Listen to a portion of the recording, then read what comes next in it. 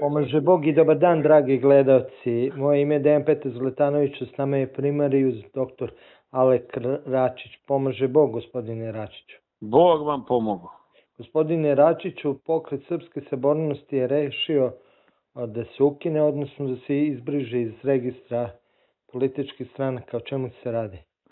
Pa vidite, prošle godine Eko Straža pokrenula jednu peticiju o ustupanju studentskoj listi, to jest odstupanju u korist studenta koju smo potpisali ja ispred Pokreta Srpske sabornosti, Eko Straža, i mislim da je još samo Milivojević potpisao. Znači, odziv je bio jako slab. Tu se videlo da partije i stranke jednostavno neće u korist studenta da odstupe. Mi smo tada rekli, to jest ja sam lično rekao, jer vi znate, ljudi, koji je sledeći korak. Sledeći korak je da se za godinu dana brišemo iz APR-a.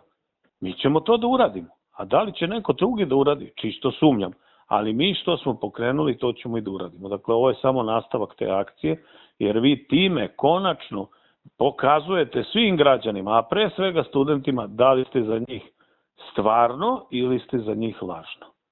Tako da to kad bude, vi ćete dobiti tu dokumentaciju. To traje procedura, 1 mesec, 2 dana, mi smo već sve podneli i piše razlog da je taj odstupanje u korist studentske liste.